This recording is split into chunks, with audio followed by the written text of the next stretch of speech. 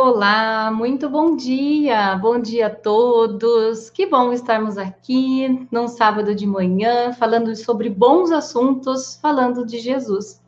Que bom, estamos muito felizes. Para quem não me conhece, eu sou a Melissa, palestrante espírita e trabalho com gestão das emoções. E esse aqui é o nosso canal, o MPP Autoconhecimento e Reforma Íntima, com o objetivo de divulgar a doutrina espírita com palestras, vídeos, playlists, além de bate-papos com participantes muito queridos e especiais, como o meu amigo de hoje. Com certeza será um bate-papo incrível. Então, já aproveita, se inscreve no nosso canal para receber os conteúdos e depois da nossa live, navega também para ver as postagens e os novos vídeos. Vamos começar o nosso MPP Convida. Hoje estamos recebendo com muito carinho, com muita alegria, o nosso amigo Edgar Miguel, de Bauru. Muito bem-vindo, Edgar. Que bom tê-lo conosco hoje. Bom dia, Melissa. Eu agradeço demais o convite de estar aqui com você. É uma alegria para mim mesmo, uma honra, inclusive, e que a gente faça um delicioso bate-papo hoje sobre esse assunto que me interessa demais. Sim, sim. E o Edgar é de Bauru, né, Edgar? Sim, eu sou de Bauru, aqui no interior de São Paulo. Na verdade, não nasci aqui, né? Eu nasci em Veracruz, uma cidade ali perto de Marília, uma cidade pequenina, boa para se crescer, ter sua infância. Mudei-me para cá para fazer faculdade em 84 e já me considero bauruense, né? Não pretendo mais sair daqui, não. E frequento duas casas espíritas aqui em Bauru, né? O Centro Espírita Amor e Caridade e o Centro Espírita Vicente de Paulo também, que muito me honra estar com eles lá. E estamos na luta do autoconhecimento, né? Da gente se buscar e se descobrir, né? Essa é a grande luta. Sim, é sim, Edgar. Já começamos falando, né, Edgar, sobre para as pessoas que estão aqui conosco, para todo mundo, que a gente gosta de bate-papo, que a gente gosta de conversar, o Edgar também gosta.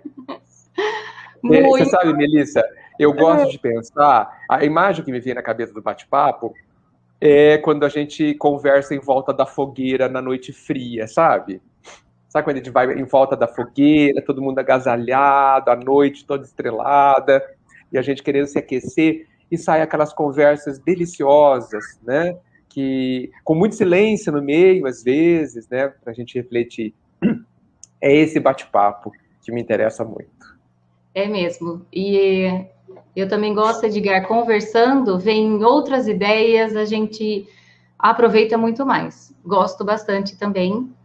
E desejamos, então, um ótimo dia. Edgar, a Cris já está aqui com a gente. Bom dia, Cris, a Isa, a Leni. Ai, a Leni é muito querida. O Munir, a Marise. Oi, Marise. A Sol também, uma amiga nossa daqui. A Maria José, a Neuza. Muito bom dia para todos e todos também que estão aqui nos assistindo.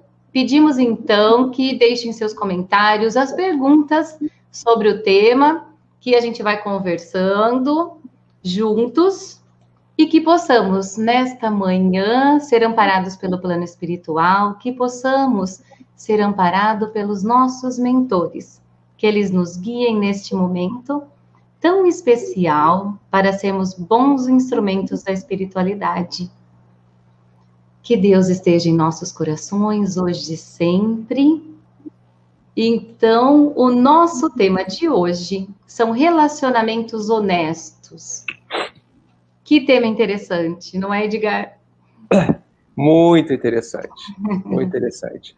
Você sabe que, para começar, né, eu gostaria de deixar claro que tudo que eu pretendo falar hoje precisa estar referenciando, né, a lei maior, que é o amar ao próximo como a si mesmo. Que eu gosto de dar uma mexidinha nessa lei, mas não no sentido dela. Como a si mesmo amar ao próximo, né? Então, a ideia é que a gente sempre fale de olho nessa lei maior que a gente passa muitas vidas procurando entender. E por que eu dou essa mexidinha na lei máxima? Porque eu entendo que a gente só pode amar o outro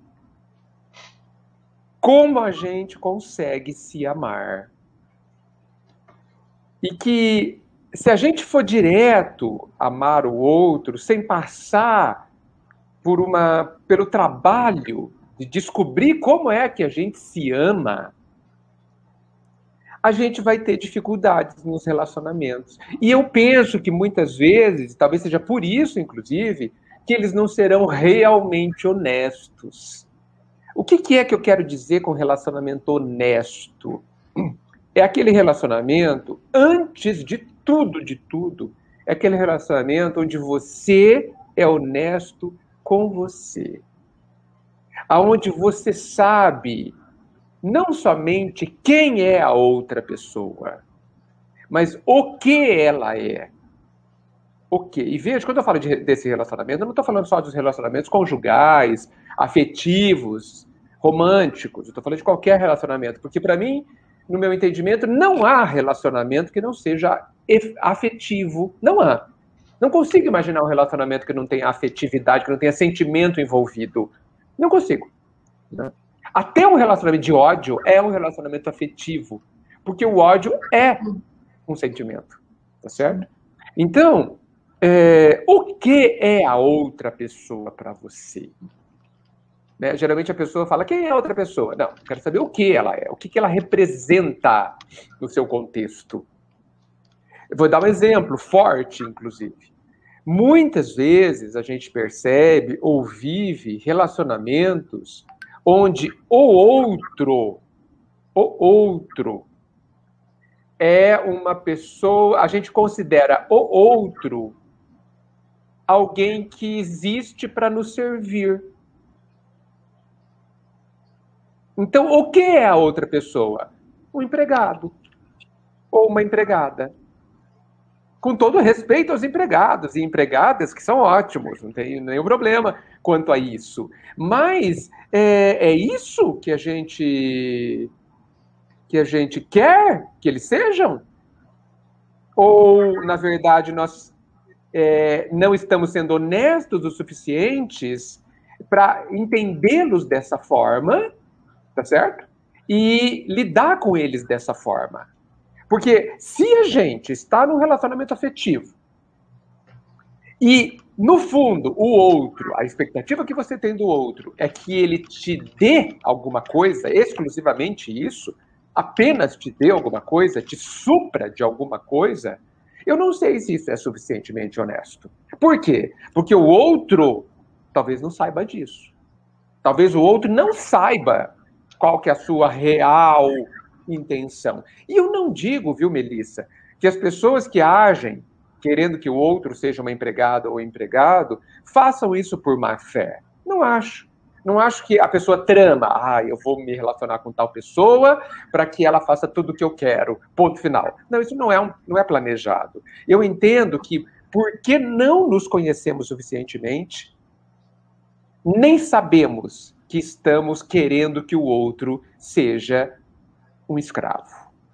Sim, é inconsciente, não é, Edgar? É inconsciente. Eu vou usar outra palavra, que dá na mesma, mas muda. Isso não é lúcido da nossa parte. Sim. Tá certo? Não é inconsciente no sentido de que isso está no nosso subconsciente, mas é inconsciente no sentido que a gente não parou para pensar nisso. Tá certo? A gente não parou para pensar nisso. Então, agora, é falta de lucidez, e isso é um problema que nós temos demais. Vivemos num automatismo gigante, né? Sem saber por que estamos vivendo, por que a gente faz o que a gente faz. E aí nós temos esses relacionamentos terríveis. Terríveis. Eu já ouvi pessoas falando assim, eu gosto tanto da minha esposa. E eu pergunto, por quê? Ela faz tudo o que eu quero. Uhum. Ou seja, a grande questão é, você gosta da sua esposa ou você gosta de tudo que ela faz? E se ela deixar de fazer, você não vai gostar mais dela?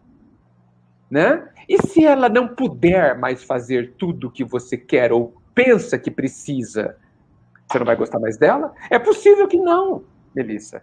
É possível que não. É verdade. E quando você falou que eu torno o outro escravo porque ele faz tudo o que eu quero, fora a responsabilidade que eu dou para ele de me fazer feliz do meu jeito, mas tem que ser do meu jeito. Essa é a tragédia das tragédias, né? É um barato. A gente se une num relacionamento, casando ou não, né? E é como se implicitamente a gente falasse assim, olha, agora eu vou ficar sentado aqui no sofá e você se vire e me faça feliz. É quase isso, Melissa. Se vire, tá? Ó, eu tô esperando você me fazer feliz. Sendo que nós já fomos informados que isso é impossível. Impossível. A felicidade é uma construção particular. É você quem faz dentro de você. O outro apoia, ajuda, e às vezes ajuda criticando, às vezes ajuda... Na verdade, deixa eu mudar isso. O outro ajuda sendo quem ele é. Mesmo que ele seja terrível. Né? E funciona como um professor para que a gente se conheça e saiba se posicionar. Né? É isso. Sim, mesmo o relacionamento com os filhos, Edgar. Então, meu filho tem que fazer o que eu quero também. Tem que ser do meu jeito, tem que gostar das minhas coisas. Até com os filhos. É o mesmo problema, você disse muito bem, né? É por isso que eu repito, e eu acho que a grande pergunta é: o que é o meu filho na minha vida? O meu filho é uma pessoa, olha só, uma pessoa que eu tenho a responsabilidade que eu aceitei que a vida me deu, de tornar uma pessoa autônoma, uma pessoa capaz de viver, e muitas vezes sem mim. Né? Porque não viverei para sempre aqui ao lado dele. Viverei para sempre, mas não sempre ao lado do filho. Eu temo muito, sabe, Melissa, já que você tocou no assunto filhos, quando a pessoa diz para assim, não, meu filho é tudo para mim. Eu fico muito preocupado. Porque ele não pode ser tudo. Não pode. Não pode. O tudo na minha vida tem que ser você. O tudo na sua vida tem que ser você mesmo. As outras pessoas são extremamente importantes, mas não tudo. É mesmo. Você sabe que você falando, eu lembrei, eu conheço um casal, então, desde quando eles se casaram, aí eles estavam falando comigo, nossa, Melissa, a gente se dá tão bem que a gente tem até os mesmos gostos. Então, a gente assiste o mesmo filme, gosta das mesmas coisas, gosta da mesma comida. Aí eu fiquei pensando, porque eu conheço né, uma das pessoas, eu falei, mas ela não era assim antes. Mas a afinidade, mas, claro, eles dizendo para mim, né, a afinidade levou a gente a ser um só. Aí eu fiquei pensando sobre isso depois, eu falei, nossa, um se anulou por causa do outro. Geralmente isso tem data de validade, Melissa.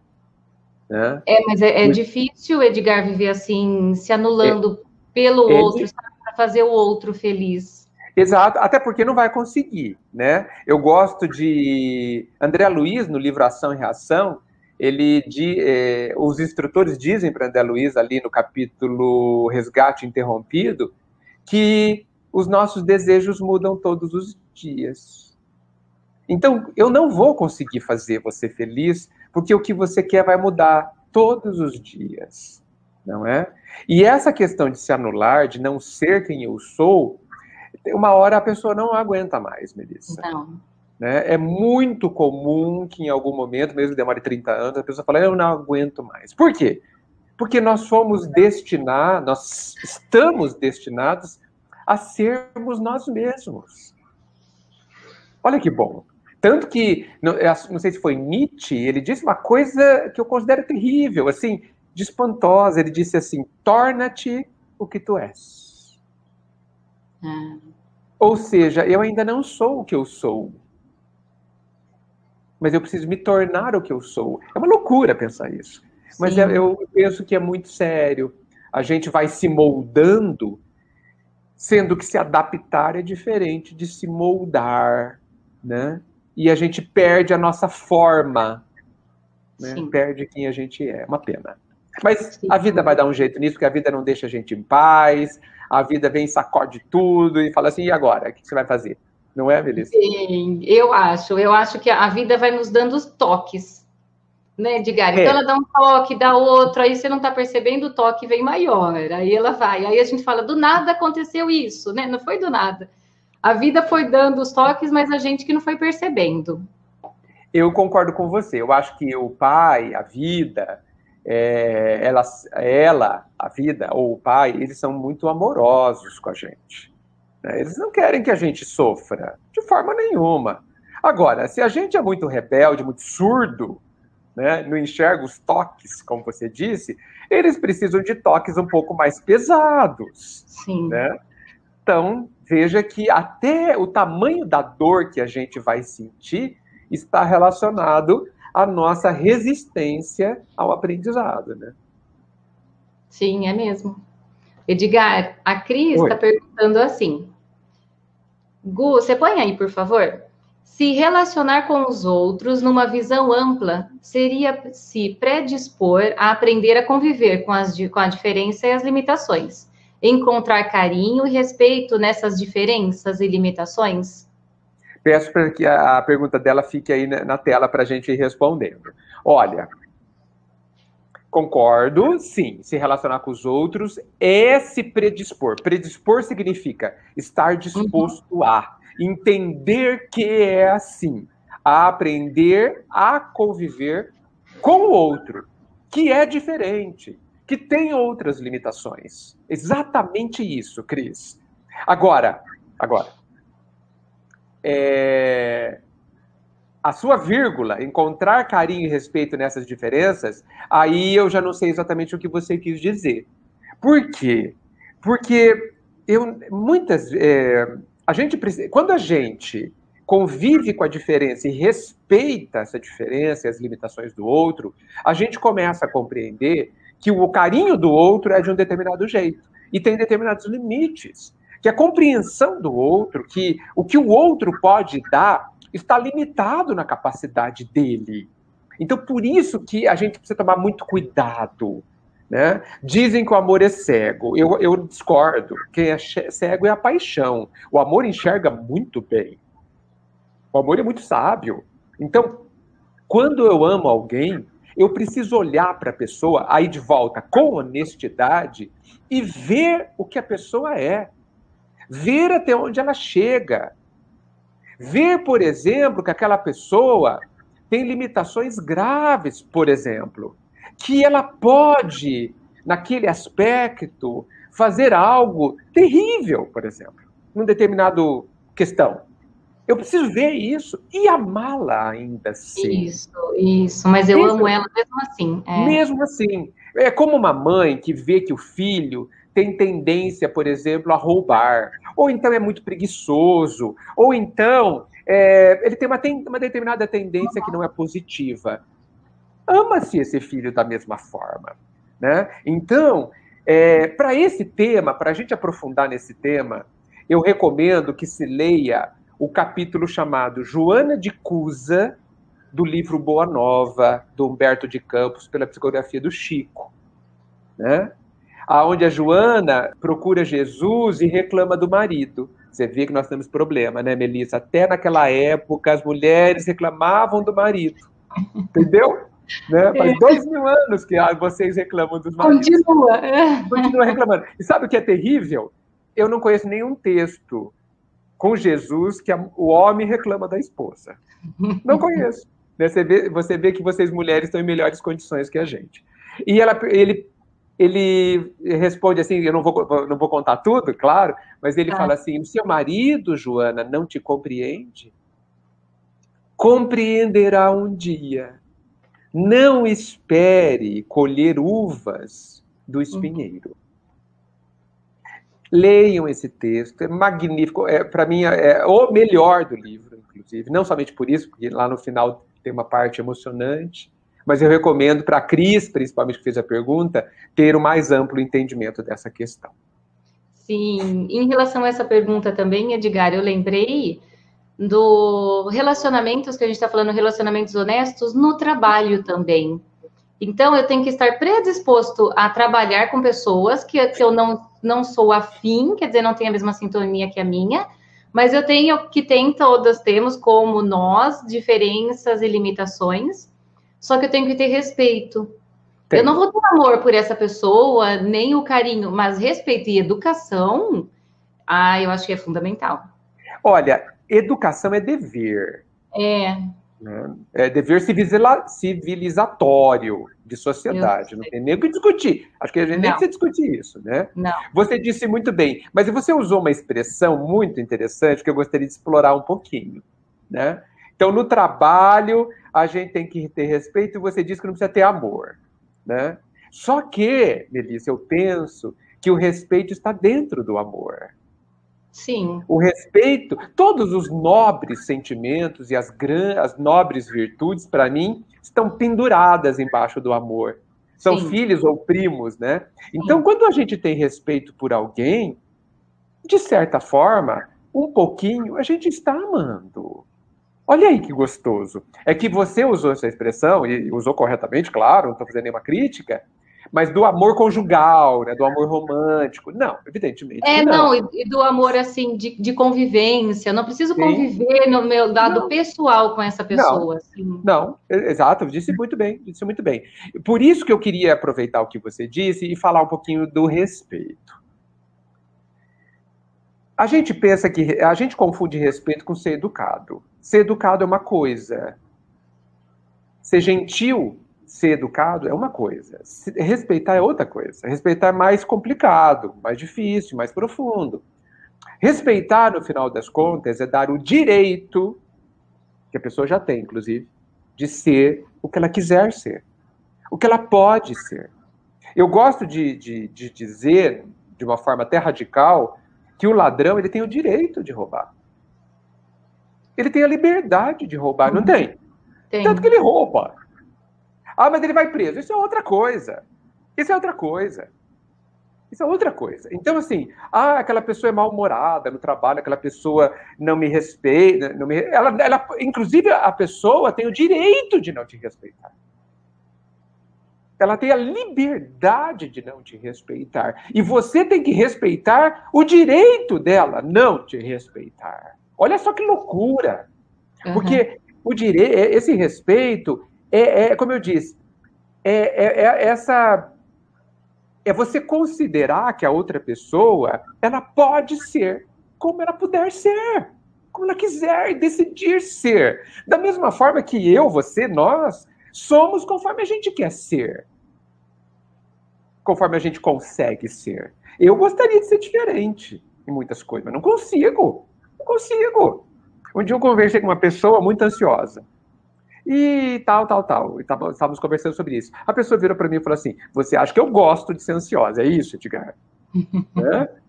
Não, é perfeito isso. A pessoa não gosta de ser ansiosa, não gosta de ferir, não gosta. Mas ela não sabe. Não sabe. Sim. Então, a questão do trabalho é muito séria, Melissa. E a gente tem que levar a lei máxima para dentro do... Aliás, para onde a gente for, né?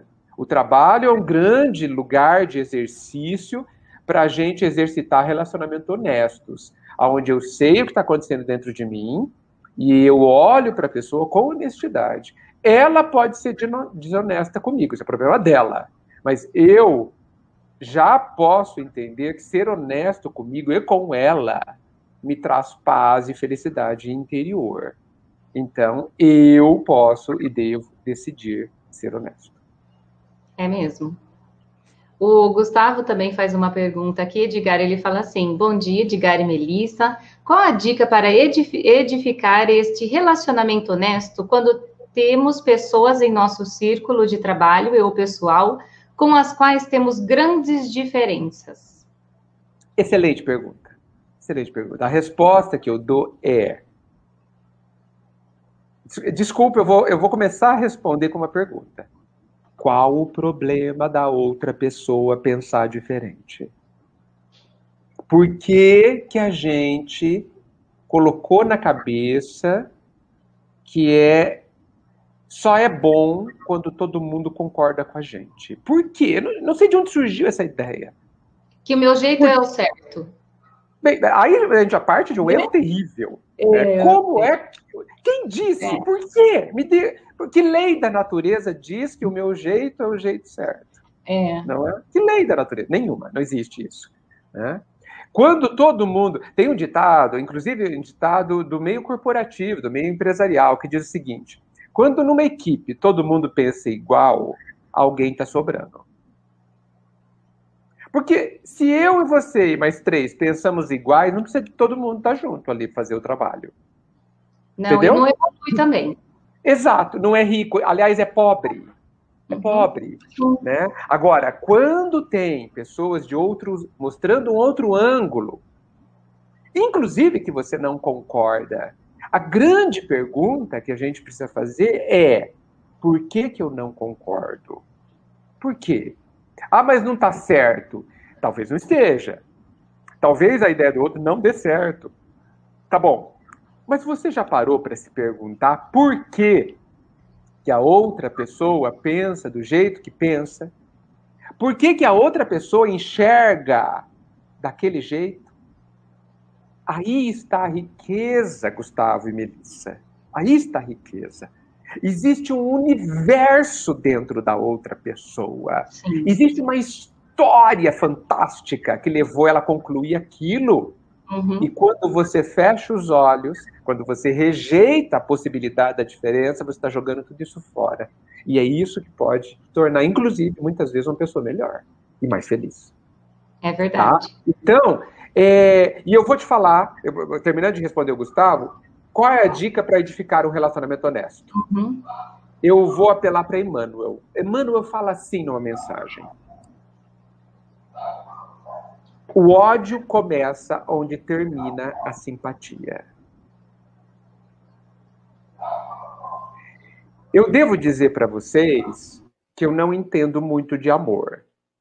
O amor é uma palavra tão profunda, tão infinita, praticamente sinônimo do próprio Pai, que é outro absoluto, infinito e etc. Então, eu não consigo entender direito nem o que é amor. Né? Mas simpatia eu consigo entender. Então, quando Emmanuel diz que o amor, que o ódio termina quando...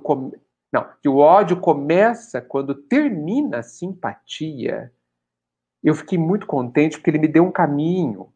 Então, Gustavo, para edificar qualquer relacionamento honesto, principalmente com as pessoas muito diferentes ou diferentes, trabalhe internamente para que você construa a simpatia por essa pessoa. Porque isso eu sei, nós todos somos capazes de fazer. Procurar ver na pessoa não a diferença, mas o melhor dela. Alguém vai dizer, não, a pessoa não tem. Não, ela tem, você que não está vendo. Apure os ouvidos e os olhos. Observe. E você poderá construir a sua simpatia. Por quê? Porque os grandes e todos os sentimentos são construídos dentro de nós. Nós podemos fazer isso e devemos. Sim, e é o que você falou lá no começo também. Quando eu me conheço, quando eu tenho autoconhecimento, é claro que a gente vai descobrindo isso sempre, aos poucos, e quando eu sou honesto comigo mesmo, eu sei que eu tenho qualidades e também imperfeições, eu sei também, eu descubro que o outro também tem. Aí Exato. O meu relacionamento é mais tranquilo, eu vivo mais feliz. Eu acredito nisso, que eu vivo mais feliz quando eu percebo isso. Você tem toda a razão, é exatamente isso. Quando a gente descobre que a outra pessoa, aquela pessoa que te ataca, aquela pessoa que te critica, aquela pessoa que nem te olha direito, olha de cima, orgulhosa, prepotente, aquela pessoa difícil de se conviver, quando você percebe que aquela pessoa tem suas dores, tem seu sofrimento, tem seus dramas, tem um coração. Com certeza. Né? Você começa a ativar dentro de você a compaixão. Porque se aquela pessoa, tudo que você está falando, ela é digna do nosso cuidado, digna do nosso carinho, inclusive. É mesmo. Eles estão falando aqui, a Sol também fala, e o Gustavo, sobre a empatia nesse momento. Ter empatia com o outro. Então, sem dúvida, sem dúvida. Só vou fazer um toque a respeito da empatia. O pessoal fala que empatia é se colocar no lugar dos outros. Eu acho que empatia é a gente se colocar no lugar dos outros com a cabeça do outro, não com a nossa. Porque quantas vezes a gente fala assim, não, mas Melissa, esse problema que você está me dizendo é fácil de resolver. Fácil para mim. Obviamente não é fácil para você, porque senão não seria um problema, você nem estaria me contando. Né? Então, eu preciso sentar no seu lugar com o seu coração, com sua cabeça. Olhar, isso é simpatia, se colocar, só isso é se colocar no lugar do outro, né? Então, é divino, sabe? Quando você coloca-se no lugar do outro, você está usando a sua capacidade de considerar o outro importante. Porque o outro é importante. Com certeza. Sim. Com certeza. Com certeza. O Munir Edgar faz uma pergunta interessante aqui também. Ele fala assim, como proceder em situações em que, num determinado momento da vida, se descobre que num relacionamento duradouro a pessoa não teve a mesma reciprocidade no campo da verdade? Vou ter uma resposta seca. Problema dela, não o seu. E eu vou me explicar. Nós somos responsáveis pelo que a gente faz. O outro é responsável pelo que o outro faz. A nós cabe a tarefa de compreender o que o outro faz. E por que eu digo a tarefa? Porque quando eu entendo que compreender é o caminho da minha felicidade, eu passo a entender que o outro fez o que sabia fazer. Que muitas e muitas e muitas vezes a outra pessoa não agiu daquela forma X para me ferir, mas porque não sabia fazer diferente naquela situação. Ah, mas a pessoa falou que nunca faria. Vou contar uma coisa para vocês. Eu me casei na Igreja Católica, porque minha esposa é católica. Eu também fui católico, inclusive fui até coroinha, né? Então, na minha adolescência, então, tenho proximidade com a Igreja Católica, que evidentemente respeito demais. E eu me lembro, lá na hora do meu casamento, que eu fiz uma promessa. Acho que todo mundo sabe quais são as promessas que a gente faz no altar católico. Prometo, na tristeza, na doença, blá, blá, blá, né? E eu fiz com a mais profunda honestidade. Mais profunda. Aliás, eu estava bastante emocionado naquele dia, porque é uma cerimônia bem interessante. Bem legal, bem tocante. Que pode ser verdadeira se você colocar a verdade nela, é óbvio, né? Como em tudo que a gente faz. 27 anos depois, hoje, eu concluo que eu não tinha noção do que eu estava prometendo.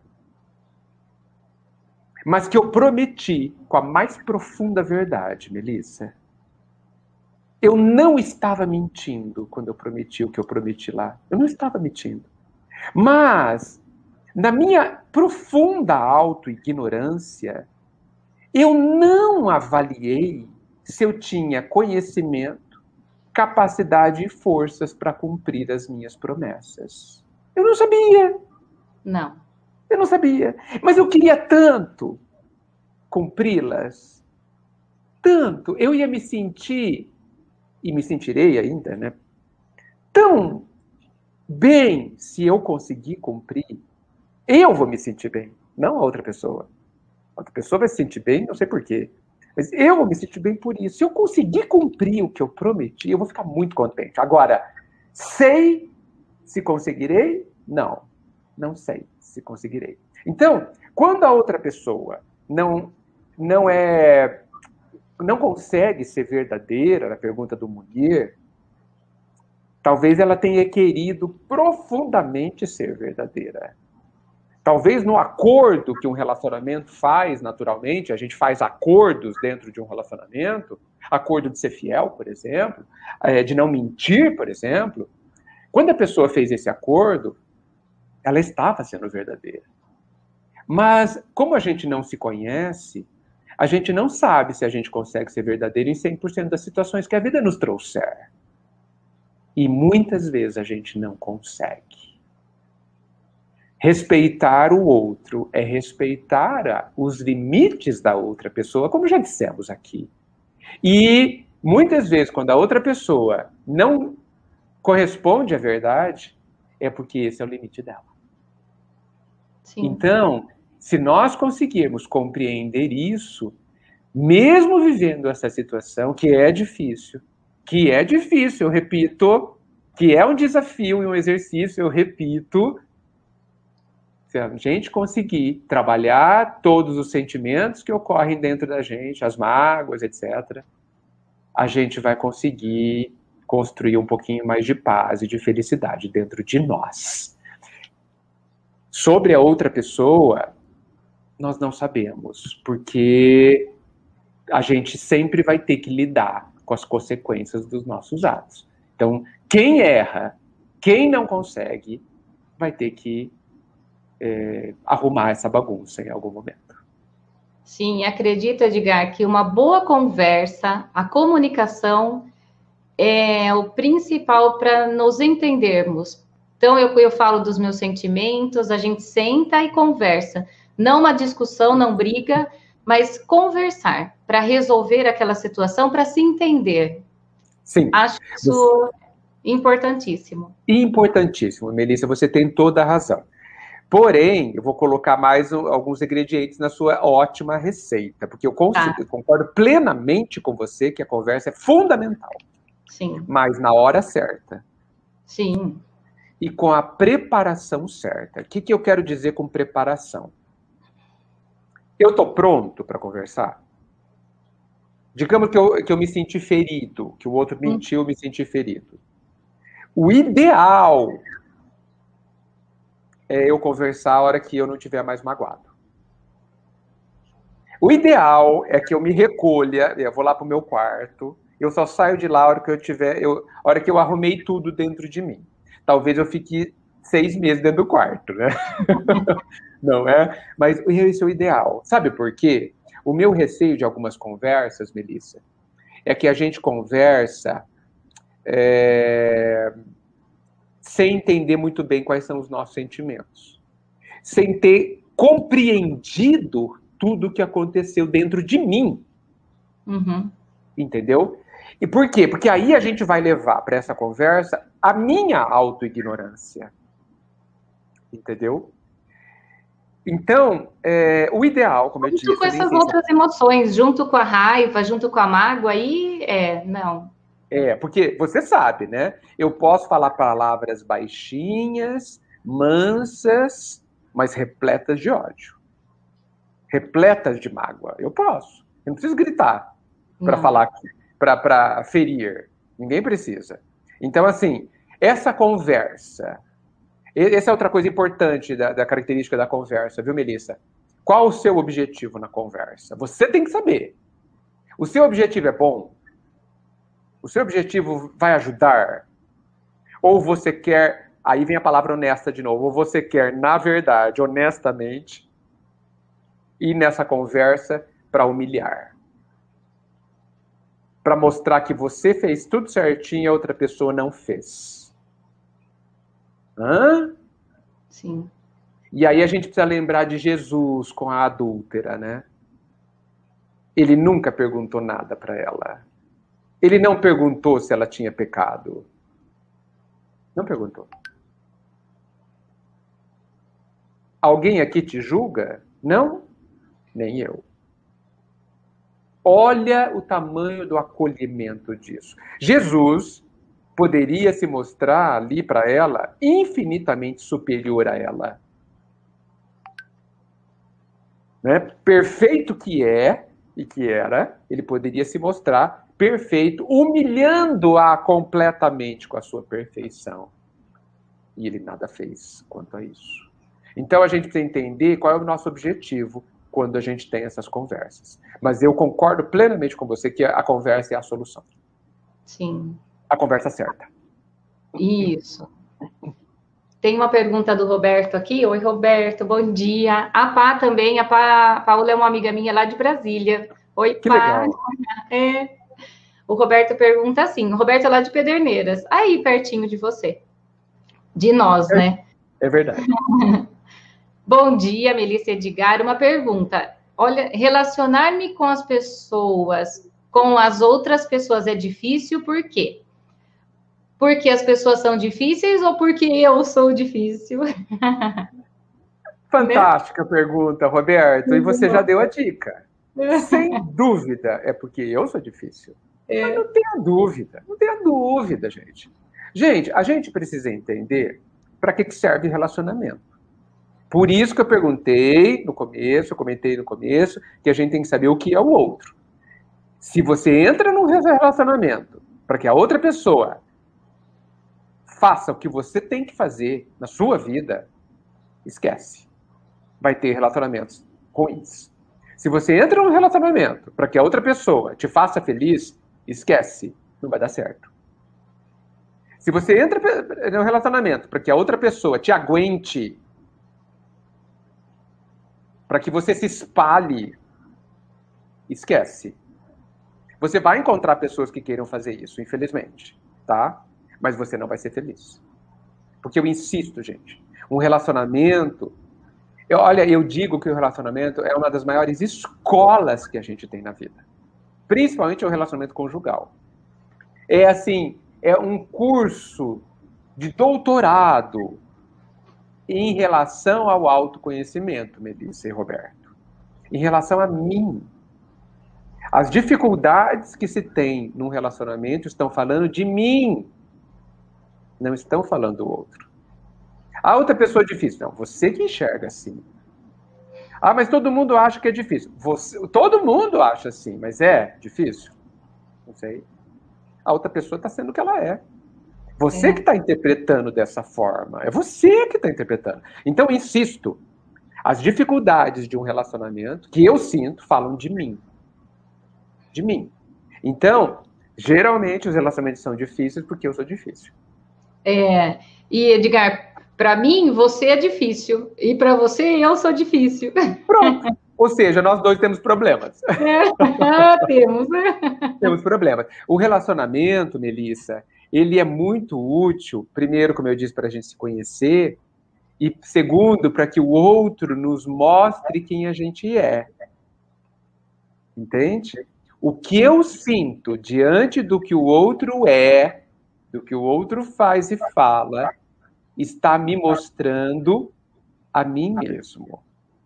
O que eu sinto, eu insisto, o que eu estou sentindo sobre o que o outro faz, o outro estando certo ou errado, está falando de mim. Que nós saibamos aproveitar a oportunidade de se enxergar nos relacionamentos. É grandioso. É verdade. A Mariana Edgar tem uma pergunta também. Oi, Mari. Ela está falando assim, Edgar, há uma carência nas pessoas hoje em dia, a tal ponto de confundir gentileza e educação com outros sentimentos mais profundos? Sim, Mariana. O nível de carência afetiva está atingindo níveis nunca vistos. Nunca vistos.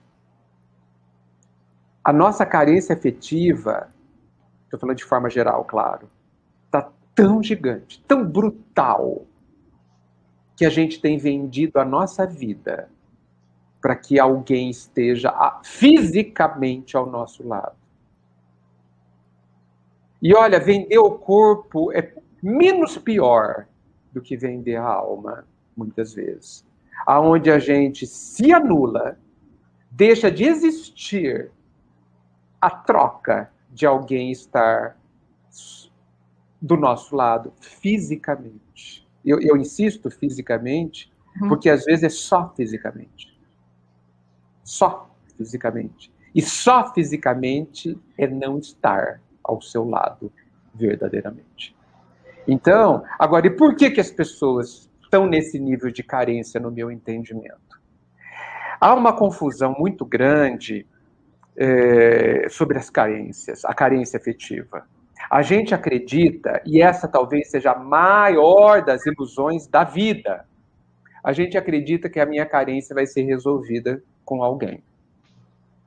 Aí, quando a pessoa certa chegar na minha vida, eu não vou ser mais carente, ou a outra pessoa vai suprir minha carência. Lamento, não vai. Nenhuma pessoa, a melhor das pessoas, não vai suprir a sua carência. A única pessoa que é capaz de fazer isso é você. A carência é um buraco no peito, a carência é um oceano dentro de nós, vazio, que só será preenchida quando você começar a estar na sua própria vida. Quando você começar a viver a própria vida. Porque a maioria de nós vive um personagem. Não vive a própria vida. Essa é a carência. A grande pergunta que eu faço é: você se relaciona com você? Ou a gente pensa que relacionamento é só com os outros? Não, esse é um dos três tipos de relacionamentos que existe. Existe o relacionamento com o pai, com a vida. Existe o relacionamento com o outro. E existe o relacionamento com você mesmo. E sabe por que eu acho que os nossos relacionamentos, Melissa, com o outro são tão ruins? Porque eles são iguaizinhos ao relacionamento que eu tenho comigo mesmo. Péssimo. Então, por isso que eu inverti a lei máxima. Sim. Como eu amo, ou vou até mudar, como eu me relaciono comigo mesmo, eu me relaciono com o outro. Como eu sou capaz de amar a mim mesmo, eu vou amar o outro. Então, se você tem relacionamentos ruins com os outros, você tem é o que você sabe fazer com você mesmo. Então, eu acho que a gente precisa procurar dentro de nós aonde nós estamos e trazer essa pessoa ignorada, solitária e esquecida que somos nós mesmos para dentro da nossa vida. Nos aproximarmos dessa pessoa, que sou eu, que somos nós mesmos. Abraçar essa pessoa, acolher essa pessoa. Aceitar, obrigado. Aceitar essa pessoa, sem culpa, sem julgamento. Aceitar essa criança, esse coitado porque está esquecido, abandonado num canto da vida. Sim. Sem voz, porque já falou tanto e já tantas vezes não foi ouvido, que talvez até já tenha se calado.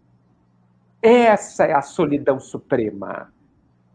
Essa é a solidão que o mundo vive. Essa solidão não é preenchida por ninguém, a não ser por você mesmo. Que a gente pense muito nisso. Obrigado, Mariana, por essa pergunta que me fez lembrar da carência. A carência é a expressão dessa tragédia que é a gente estar distante de nós mesmos. Que tem a ver com o máximo da auto-ignorância. Não saber sequer que existe, de verdade. Por isso que a pandemia trouxe esse tumulto interno para dentro de nós, porque a gente só vivia no externo. Como você disse, é só a ilusão, é só para fora, é só a minha máscara. Aí parou, acabou tudo. Sou eu comigo mesmo e eu com a minha família. Meu Deus. Não tem mais ninguém. Só tem eu. A minha vida inteira eu não posso mais tomar café com ninguém, trabalhar com ninguém. Sim, é só você. Sabe por quê? Porque falta você. Falta você na sua vida. Então, a vida está nos ajudando a gente se reencontrar. A gente está esperneando, né, Melissa? É claro. Tá. Né? Porque nós somos aquele adolescente rebelde, né? Que a vida fala vai para a direita e nós vamos para a esquerda. Tá certo? Por definição. Né? Mas eu tenho um amigo que ele fala o seguinte: não brigue com a vida. Você vai perder. E quanto mais eu vou contra as leis naturais, as leis divinas, mais eu sofro. Sim, Porque nós somos parte da natureza, e toda vez que a gente se desassocia dela, se afasta dela, a gente sofre. Não tem jeito. Aliás, é por isso que a gente sofre, sempre. Sim. Edgar, a Lúcia está fazendo uma pergunta também. Bom dia, Lúcia. Conviver com uma pessoa que se acha certa em tudo, não me refiro ao relacionamento de casal. É difícil. Mas se você adotar uma postura de não se importar e escolher ser feliz, é correta essa postura? A princípio é correta essa postura, mas eu quero fazer um detalhamento aí, tá? Porque essa postura de não se importar, ela não pode ser a postura da indiferença, tá? Porque aí você está desprezando a outra pessoa. Por trás da indiferença tem desprezo. E desprezo e indiferença não tem nada a ver com amor, tá? Então, a pessoa, compreender a pessoa que acha que está certa em tudo, é respeitar. Respeitar essa visão que ela tem dela mesma. E esse comportamento que muitas vezes ela tenta impor às pessoas ao seu redor. É olhar para isso, olhar para essa postura da outra pessoa e não se ferir. E se você se incomoda, e a gente se incomoda, eu insisto, olha, esquece a outra pessoa, olha para você e se pergunta, por que, Edgar? Conta para mim, Edgar, eu falando comigo, por que você está preocupado ou você está incomodado pelo fato da outra pessoa achar que está sempre certa? Me explica, Edgar. Explica. Por quê? Será que a outra pessoa não está mostrando o tamanho do meu orgulho? Porque eu quero estar certo em tudo? Será que não é isso que a outra pessoa está sendo esse espelho de mim mesmo neste aspecto? Essa é a grande questão, gente. Por que dói em mim qualquer coisa que está acontecendo fora de mim? Essa é a grande pergunta, gente. Porque se dói, é problema meu. Ah, mas outra pessoa está errada. Não interessa. Não interessa. O que interessa é por que dói em você.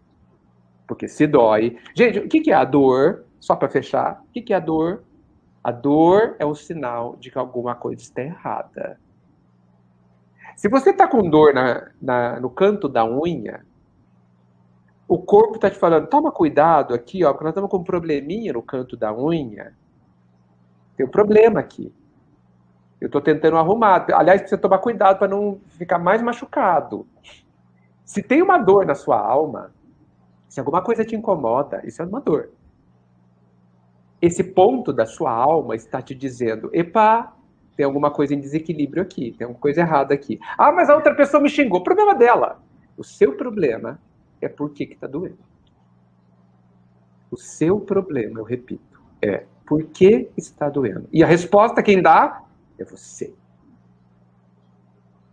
Sim, a mesma coisa no trabalho, Edgar. Quando alguém tá fazendo, tem atitudes que não tem nem nada a ver com você e aquilo te incomoda profundamente. Nossa, como aquilo te incomoda. Outra pessoa te incomoda e ela nem sabe que te incomoda, nem percebe a sua existência, ela tá na dela. Mas aquilo te incomoda.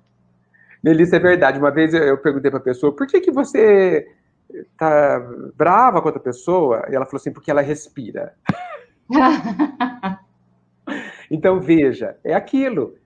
A outra pessoa nem sabe da nossa existência, às vezes. Mas o jeito dela andar, o jeito dela falar, não, eu me irrito com o jeito que ela fala. Você já ouviu isso?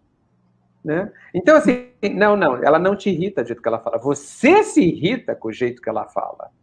Isso. Inclusive, eu acho que no futuro, quando a gente for mais evoluído, quando a gente falar ou escrever, o João me magoou, a gente vai levar 0 no vestibular. Essa estrutura, essa frase vai ser considerada uma frase errada. Porque a verdade é que eu me senti ferido com o que João fez. João jamais me feriu. João não é capaz de me ferir. Ele não tem esse poder. Eu é que me feri diante do que ele fez. Essa é a verdade. É sim. E as esperanças e as expectativas que eu coloco no outro. Será que eu estou sendo honesto comigo mesmo? Por isso que eu me tenho frustração. Não é o outro que me frustrou. Eu me frustrei porque ele não teve a ação que eu queria que ele tivesse. Olha que loucura. Loucura. Que bom que você falou essa palavra, Melissa, expectativa. Eu brinco que devia ser proibido ter expectativa. Devia ser proibido. Né? Porque a expectativa, que é um desrespeito, quem tem expectativa sobre outro, quase todos nós, a gente está cometendo um desrespeito com outra pessoa. Devia ser proibido porque a expectativa, ela é uma ilusão. Na verdade, a expectativa é o que eu quero. Geralmente fruto do meu egoísmo. É o que eu quero. Quantas vezes a gente tem expectativa, Melissa, e a pessoa nem sabe do assunto? Sim. E quando ela não cumpre... Eu não falei. Eu falei. Não, e veja, e se ela não cumpre a expectativa, a culpa é dela, né? Concorda? Quer dizer, é o máximo da imaturidade. É o máximo. Mas é uma brincadeira. Isso é quase a brincadeira de criança, né? Então, assim, olha, eu vou sonhar uma coisa aqui na minha cabeça, não vou te contar, e vou ficar de mal de você se você não cumprir. Isso é loucura! Loucura! O Gustavo fala para mim, ele falou, mas Melissa, eu não adivinho ainda, eu não consigo ler os seus pensamentos. Olha, é muito curioso, mas quando a gente começa um relacionamento, não vem de brinde a bola de cristal. Então, eu falo para ele, mas você não consegue ainda? Ele falou, não. Não consegue. Lamentável, né? Lamentável. Eu acho. Mas isso a expectativa é muito bem lembrado, Melissa. Ela é uma tragédia. Uma tragédia, a expectativa. Ela destrói relacionamentos. Tá? Sim. E a culpa é de quem tem o relacionamento. A responsabilidade, melhor dizendo. Sim. E aí que eu acho importante também entrar de novo a conversa. Entrar de novo a comunicação e falar dos sentimentos. Precisa. Sim. Tanto de casal quanto com o filho também. É muito importante saber dos sentimentos. Sim. Dos sentimentos. Lembrando que o filho, ele é uma pessoa. Parece que eu falo isso, é óbvio, né? Mas eu não falo isso sem razão, tá? Porque às vezes eu vejo mães e pais onde eles não percebem que por trás do filho tem uma pessoa. É uma coisa impressionante, uma pessoa. E nós espíritas já sabemos que além de uma pessoa, ele é um espírito eterno. Melhor dizendo, imortal. É um espírito que já viveu. É um espírito com uma bagagem, com uma trajetória, com uma história. Não é aquela criança apenas. Respeitando a idade, evidentemente, para que tenhamos essa conversa do jeito, ao nível da idade, mas com esse máximo de respeito. Nós estamos diante de uma pessoa que tem um coração, que tem uma trajetória. Isso é muito sério. Muito sério. Sim. Terminando, né, Edgar? Deu 10 horas, na verdade, mas fechando o nosso bate-papo sobre relacionamentos honestos, então, eu acredito que seja muito importante, primeiro, como a gente falou, ser honesto comigo mesmo, saber quem eu sou, o que eu gosto, o que eu não gosto. Eu falo para os jovens, para as crianças que eu convivo, de que converse, fale com a pessoa em qualquer relacionamento. Como é importante falar das pequeninas coisas, a gente está falando, né, Edgar? É do básico, assim, essa atitude que você falou comigo me deixou magoado. Essa frase, nossa, não gostei. Porque outra pessoa não sabe. E aí a gente vai melhorando esses nossos relacionamentos em todos os lugares. É verdade, é verdade. É muito importante falar esses exemplos que você disse, lembrando que é preciso extremamente estar aberto a ouvir também, né? Porque a conversa que você se referiu, né, Melissa, é um diálogo. E a gente tem que ser capaz de ouvir o outro lado. Capaz de ouvir, né?